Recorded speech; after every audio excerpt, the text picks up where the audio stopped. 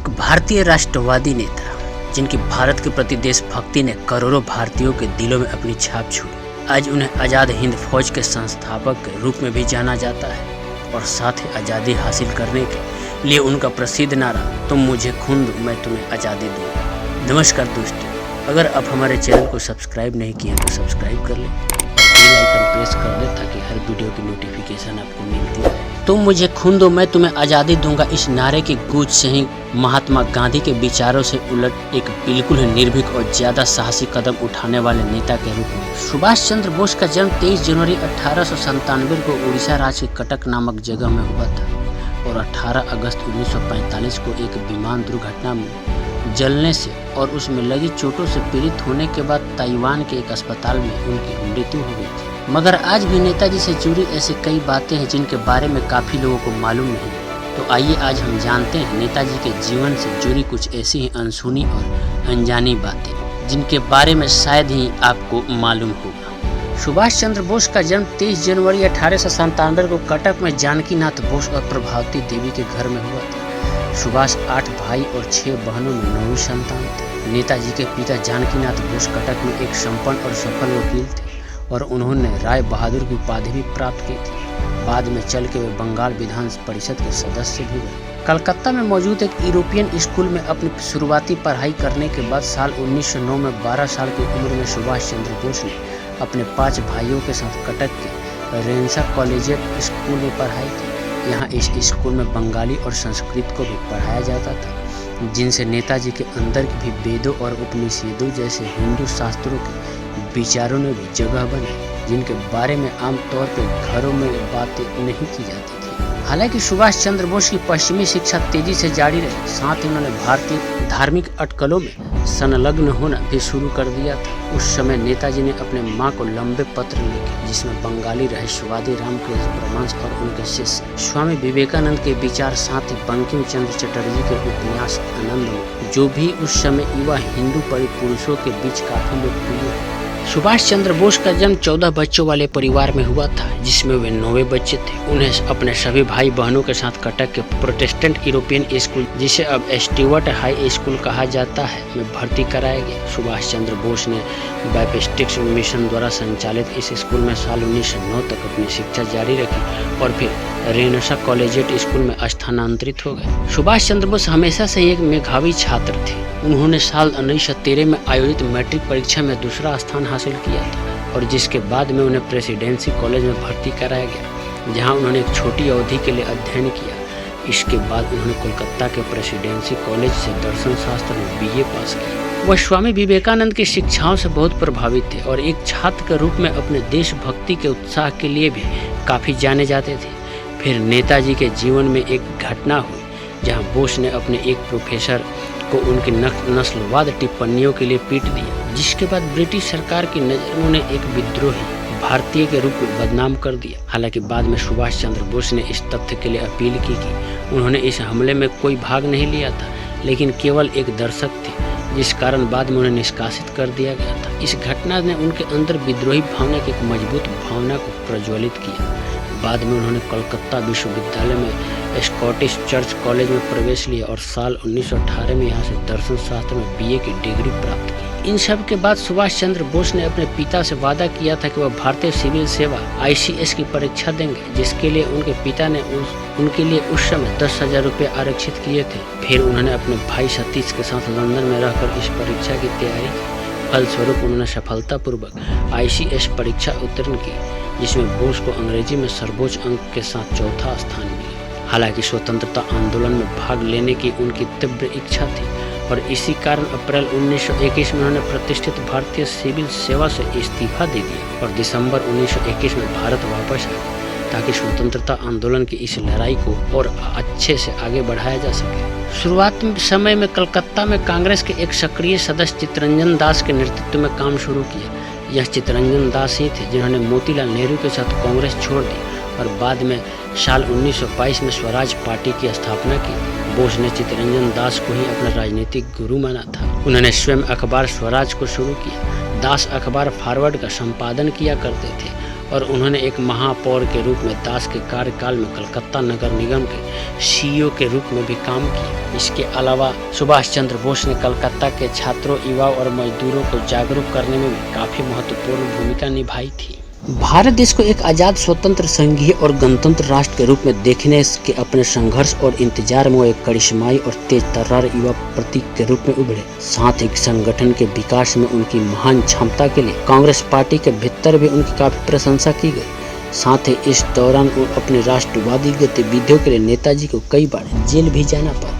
फिर साल 1928 में कांग्रेस के गुवाहाटी अधिवेशन के दौरान कांग्रेस के पुराने और नए सदस्यों के बीच मतभेद सामने आए। युवा नेता पूर्ण स्वशासन और बिना किसी समझौते के आज़ादी चाहते थे, जबकि वरिष्ठ नेता ब्रिटिश शासन के भीतर भारत के लिए प्रभुत्व की स्थिति के पक्ष में थे, जिस कारण उदारवादी महात्मा गांधी और आक्रामक सुभाष चंद्र बोस के बीच मतभेद बहुत ज्यादा बढ़ गए और बोस ने साल 1939 में कांग्रेस पार्टी से इस्तीफा देने का फैसला किया, जिसके बाद उन्होंने उसी वर्ष फॉरवर्ड ब्लॉक का गठन किया। हालांकि सुभाष चंद्र बोस ने अपने पत्राचार में अक्सर अंग्रेजों के प्रति अपनी नापसंदगी व्यक्त की, लेकिन उन्होंने उनके संचरित जीवन शैली के लिए भी उनकी प्रशंसा की। उन्होंने ब्रिटिश लेबर पार्टी के नेताओं और Clement Attlee, Harold Laski, JBS Haldane, Arthur Greenwood, DTH Cole और सर स्टैफोर्ड क्रिप्स सहित कई राजनीतिक विचारकों के साथ मुलाकात भी की और उन संभावनाओं पर चर्चा की जो एक स्वतंत्र भारत में हो सकती है।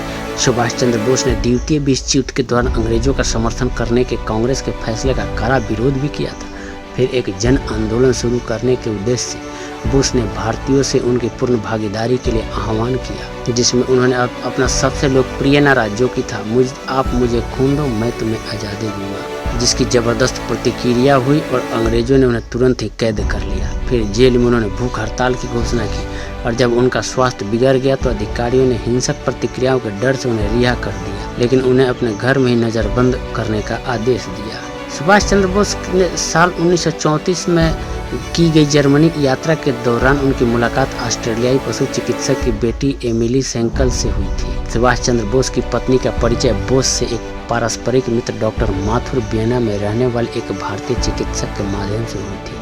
फिर इसके बाद बोस ने उन्हें अपनी पुस्तक टाइप करने के लिए नियुक्त किया। जल्द ही उन दोनों का एक दूसरे से प्यार हो गया और साल 1937 में बिना किसी गवाह के चुपके से उन दोनों ने शादी कर ली। उनकी बेटी के अनुसार एमिली सेंकल एक बहुत ही निजी महिला थी और उन्होंने सुभाष चंद्र बोस के साथ अपने संबंधों के बारे में कभी ज़्यादा बात नहीं की। नेताजी सुभाष चंद्र बोस की बेटी अनीता बोस फॉफ केवल 4 महीने की थी जब बोस ने उन्हें अपनी मां के साथ छोड़ दिया और दक्षिण पूर्व एशिया चले गए।